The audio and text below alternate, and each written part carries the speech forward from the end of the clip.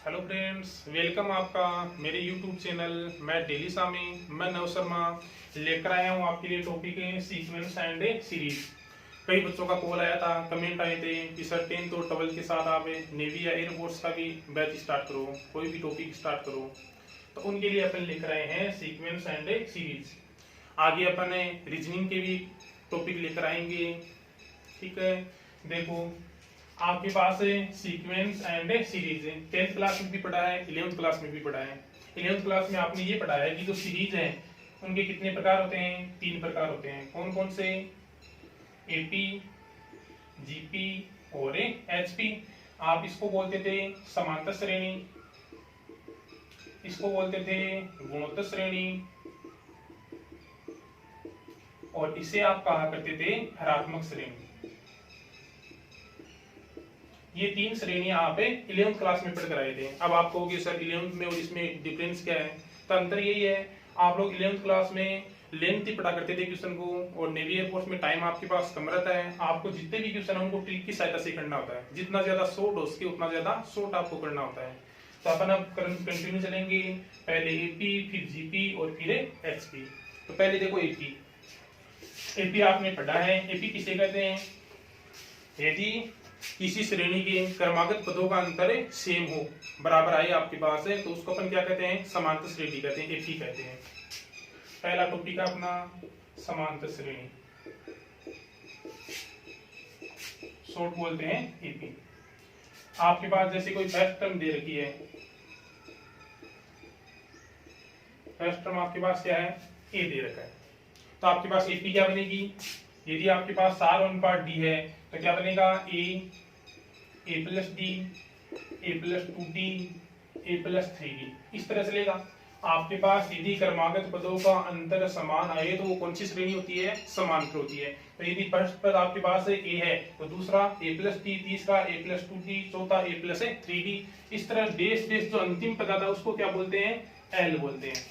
L भी कहते हैं, टीएन भी कहते हैं, एएन भी कहते हैं, एक ही बात है। आप एल से पहले की बात करोगे तो एल से पहले कौन आएगा? L minus D. इससे पहला पद कहोगे तो इससे पहले कौन आएगा? एल माइनस 2डी। यानी आप इधर जाओगे तो डी क्या होगा? जुड़ेगा, यानी सार्वंतर प्लस होता जाएगा, और लास्ट से इधर आओगे तो सार्वंतर क्या होता जाएगा? माइनस होता जाएगा। ये बात तो ध्यान में रह जाएगी। अब आपके पास डी क्या होता है? सार्वंतर। डी निकालने का तरीका क्या होता है? A2 minus A1। यदि A2 माइनस A1 आपके पास क्या है? पॉजिटिव है, पॉजिटिव यानी प्लस का है, तो उसको अपन कहते हैं वर्तमान समांतर श्रेणी या वर्तमान एपी कहते हो। और यदि आपके पास डी है वो क्या है? नेगेटिव है, माइनस का है, तो उसको बोलते हैं ह्रासमान एपी। ये दो चीज ध्यान में रह जाएगी। यदि डी प्लस आए तो वर्तमान, और डी किसका है? माइनस आए तो वो क्या होगा? ह्रासमान एपी। जैसे क्वेश्चन देख लो, जैसे आपके पास कोई एपी है, एपी है 1, 3, 5, 7, ठीक है। यहाँ पर आप डी निकालोगे तो डी क्या होगा? 3 माइनस 1 यानी कितना आएगा? 2। 2 किसका है? पॉजिटिव यानी प्लस का। तो ये कौन सी श्रेणी है? ये है वर्तमान एपी। ठीक है। आपके पास जैसे क्वेश्चन है, एपी आपको दी है कितनी? 10, 8, 6, 4 डेश डेश, ठीक है। यहाँ पर आप डी निकालोगे तो डी आएगा 8 माइनस 10 यानी कितना आएगा? -2। -2 आया तो ये कौन सी एपी होगी? ये होगी ह्रासमान एपी। ठीक है, पहली चीज तो यही है, डी पॉजिटिव है या फिर डी क्या है? नेगेटिव है। इसके ऊपर क्वेश्चन आपके पास है। फिर देखो आगे चलते हैं। अगला टॉपिक आपके पास आएगा किसका? एनवे पद का। एनवे पद का फॉर्मूला सब पढ़कर आए हो। एनवे पद को क्या बोलते हैं? एनवे पद को एएन भी कहते हो या फिर क्या कहते हो? टीएन भी कहते हो। क्या फॉर्मूला पढ़कर आए हो 11th क्लास में? ए प्लस एन माइनस 1डी, यही पढ़ा है सबने। आपको ये फॉर्मूला याद नहीं रखना है। क्यों नहीं रखना है वो आगे बताऊंगा। आपको इस फॉर्मूले को आगे सोल्व करना है। आगे सोल्व करोगे तो ए प्लस डी को अंदर लाओगे, एन डी माइनस डी, यानी टीएन बराबर क्या हो जाएगा? A minus D plus N D. आपको ये फॉर्मूला याद रखना है। अगर ये फॉर्मूला याद है तो क्वेश्चन कोई भी आएगा आपको निकालने की जरूरत नहीं होगी, आप क्वेश्चन को देखकर आंसर बता दोगे। ठीक है, जैसे क्वेश्चन देखो, आपको क्वेश्चन दे दिया किसी एपी का nवा पद है वो कितना है, nवा पद आपको दे दिया जैसे 3n प्लस 4 दे दिया, किसी एपी का nवा पद 3n प्लस 4 है, तो किसका मान है, ए का, डी का, और कौन सा पद बताओ, 10वां पद बताओ, और 10वां पद क्या करो, ज्ञात करो। अब देखो यदि ये फॉर्मूला तैयार है तो आप लोग क्वेश्चन को बिना रफ कॉपी काम में लिए बता दोगे, कहीं भी आपको निकालने की जरूरत नहीं है, क्वेश्चन को देखकर बता दोगे। कैसे, आपको ये फॉर्मूला तैयार है, देखो फॉर्मूले में क्या ध्यान है कि जो n का गुणांक है वो मान किसका होता है, d का। आपके पास यहाँ पर tn क्या दिया है, आपके पास tn दिया है 3n प्लस 4, तो n का गुणांक d है, तो यहाँ पर n का गुणांक कौन है, 3, यानी d का मान है वो कितना हो जाएगा, d का मान हो जाएगा कितना, 3। आगे आराम से, कोई दिक्कत ही नहीं है। फिर अपन आगे देखें तो जो अचर पद है वो किसके बराबर होता है, a माइनस डी के। यहाँ पर अचर पद देखे तो कौन आया है, 4 आया है, इसका मतलब a माइनस डी बराबर कितना होगा, 4। d की वैल्यू रख दो कितनी, 3, तो ये हो जाएगा a माइनस 3 इक्वल कितना, 4, यानी एक की वैल्यू है वो कितनी आ जाएगी, 7। ये लो, d की वैल्यू होगी 3, a की वैल्यू कितनी होगी, 7। ठीक है, अब आपको क्या चाहिए, और 10वां पद चाहिए, 10वां पद निकाल दो। ये लो, T10 फॉर्मूला क्या होता है, a प्लस नो टी, a की वैल्यू कितनी है, 7, नो डी, डी की वैल्यू कितनी है, 27, यानी कितना आ जाएगा, 34, ये आंसर हो जाएगा। तो आपके पास सीधा इस क्वेश्चन को देखकर बता दोगे, यहाँ से देखोगे n के गुणा में d आता तो d का मान कितना हो जाएगा, 3। आपको सीधा क्वेश्चन में यही बुझ लिया, an दे दिया, d बुझा तो d सीधा कितना हो जाएगा, 3 हो जाएगा। अब देखो आगे दूसरा क्वेश्चन, इसी के ऊपर देखो दूसरा क्वेश्चन और बताता हूँ। यदि किसी एपी का nवा पद क्या दिया है, 5n प्लस 1, तो आपको a और क्या ज्ञात करना है, d। आपको मैंने बता दिया फॉर्मूला क्या ध्यान रखना है, tn का a माइनस डी प्लस कितना ध्यान में रखना है, nd। आपने जो पहले फॉर्मूला तैयार किया उसको भूल जाना है, ये फॉर्मूला ध्यान रखना है। अपन देखो यहाँ से सीधा देखें तो d का n का गुणांक कौन है, d, n का गुणांक कौन है, 5, तो d का मान कितना हो जाएगा, 5, ये आंसर हो गया। ठीक है, फिर अचर पद कौन है, a माइनस डी, यहाँ पर अचर पद कौन है, 1, तो a माइनस डी किसके इक्वल हो जाएगा, 1 के। d की वैल्यू रखो कितनी, 5, ये लो 5 उधर जाएगा प्लस, और a की वैल्यू कितनी आ जाएगी, 6। हो गया काम आराम से। अब देखो ये काम तो आप उस फॉर्मूले की सहायता से भी कर सकते हो, भाई टाइम ज्यादा लगेगा, लेकिन वो फॉर्मूला आपने जो पहले पढ़ रखा था उसकी सहायता से पहला और दूसरा क्वेश्चन कर सकते हो। लेकिन यदि ये क्वेश्चन आ गया, अब आप इसको फॉर्मूले से निकालोगे 100% क्या होगा, गलत होगा। अब गलत होगा क्यों, वो देख लो। यदि आप फॉर्मूले की सहायता से करोगे तो आप पहले 1 रखोगे n की जगह, फिर 2 रखोगे तो फर्स्ट और सेकंड 2 पद आ गए, फिर d की वैल्यू कैसे निकालोगे, a2 माइनस a1 से। और आप जो ऑप्शन निकालोगे वो देख लो क्या आएगा, t1 रखोगे, 1 रखोगे तो क्या बनेगा, ये लो प्लस 2 प्लस 1, यानी कितना हो जाएगा, 6। 2 रखोगे तो बनेगा कितना, 2 रखोगे तो ये हो गया 4, ये भी कितना हो गया 4, ये हो गया 1, ये बना अपना कितना, ये लो, यानी कितना आया ये 17। अब आप लोग यहाँ से d निकालोगे, यहाँ से d निकालोगे, a2 माइनस a1 करोगे, यानी 17 माइनस a2 माइनस a1 करोगे, 17 माइनस 6 करोगे, तो आप क्या कहोगे, d की वैल्यू कितनी आएगी, 11 आएगी। ये कहोगे, आपको ऑप्शन में भी सबसे पहले 11 ही मिलेगा, लेकिन ये क्या है, गलत है, रॉन्ग है। आप गलत है क्यों, वो ये फॉर्मूला बताता है। फॉर्मूला क्या कहता है कि nवें पद में n की बड़ी से बड़ी घात कितनी आएगी, 1 ही आएगी। कोई सा भी nवा पद हो उसमें आपके पास n है, उसकी बड़ी से बड़ी घात कितनी आएगी, 1 आएगी, 1 से बड़ी घातें नहीं आएगी। यहाँ पर अपन देखें तो n जो nवा पद दिया उसमें n की घात कितनी आ रही है, n की पावर 2 आ रही है, और n की पावर 2 है वो किसमें नहीं आती है, nवें पद में नहीं आती है। तो ये क्या नहीं है, ये एपी नहीं है, ये क्या नहीं है, एपी नहीं है।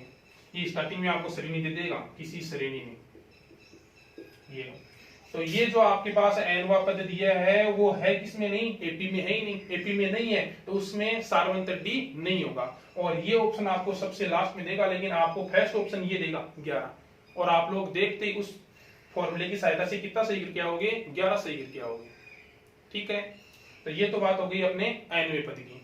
अब देखो आगे, यदि और कोई क्वेश्चन हो तो आप लोग कमेंट बॉक्स में डाल देना, मैं अगले वीडियो में आंसर दे दूंगा उसका।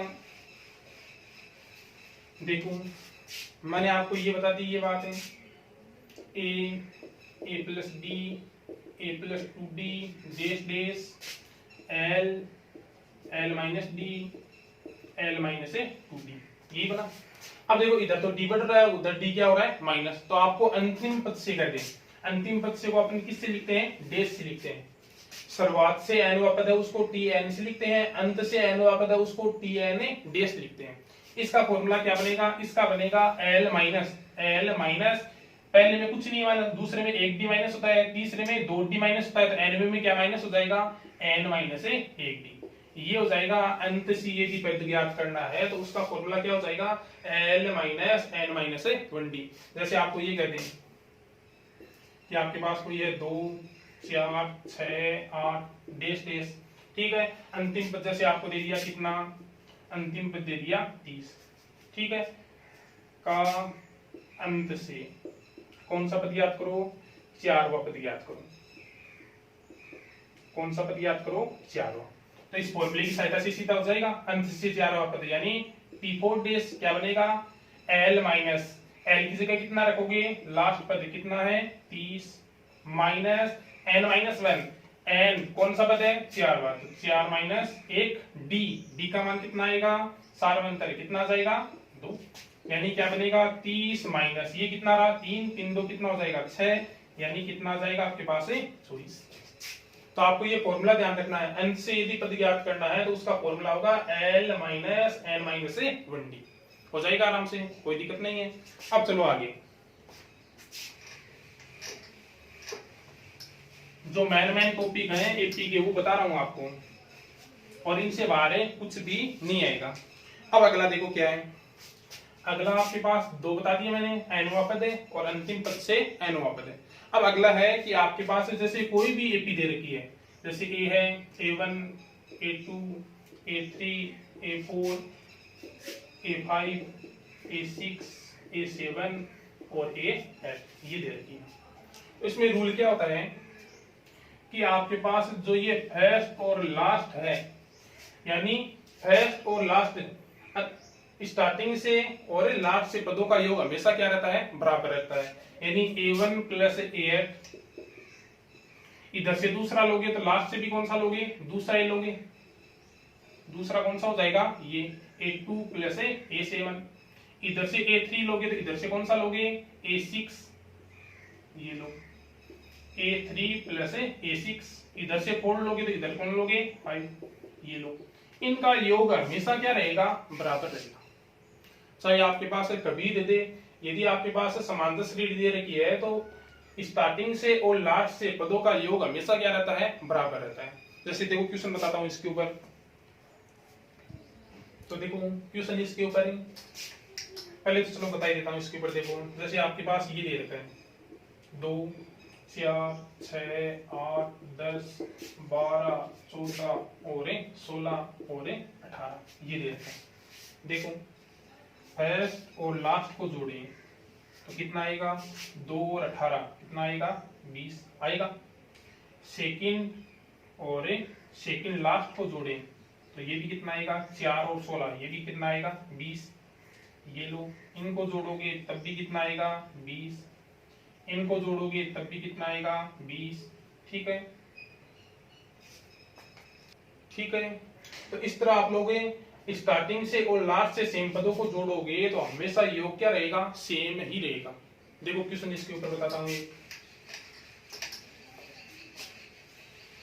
क्वेश्चन आपके पास ये है कि जैसे 2A B C D E और क्या दे रखा है आपके पास है F दे रखा है, ठीक है।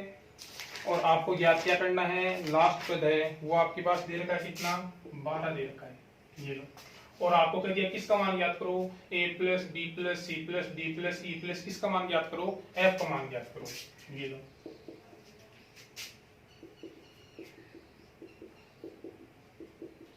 इनका मान है वो आपको निकालना है। तो देखो तरीका वही है, लिख लो इनको। क्या बताया मैंने, स्टार्टिंग से और लास्ट से पदों का योग क्या रहता है, बराबर। तो ये कितना होगा 2 और 12 कितना हो जाएगा 14 हो जाएगा। तब इनका योग भी क्या रहेगा, 14 ही रहेगा। इनका a प्लस एफ का a प्लस एफ है वो भी कितना रहेगा, 14। और a प्लस एफ 14 है तो ये b प्लस ई है वो भी कितना रहेगा, 14 ही रहेगा। b प्लस ई है वो भी कितना रहेगा, 14। और ये भी लास्ट और स्टार्टिंग से सेम है तो c प्लस डी है, इनका योग भी कितना रहेगा, 14 रहेगा। यही बताया था। अब अपन को a प्लस b प्लस ये चाहिए, इनका योग कर लो। इन अपन तीनों को जोड़ेंगे, a plus B plus C plus D plus E plus F, इनको जोड़ेंगे तो ये कितना हो गया, 14 प्लस 14 प्लस 14। और ये कितना आ गया, 42। ये अपना क्या हो जाएगा, आंसर। आज के लिए इतना ही। आगे की वीडियो में अपन लेकर आएंगे सम इनके योग के लिए, समांतर श्रेणी के योग के लिए वीडियो लेकर आएंगे। यदि वीडियो पसंद आए तो लाइक, कमेंट, शेयर और सब्सक्राइब जरूर करें। आगे भी वीडियो को शेयर करते रहें। ठीक है।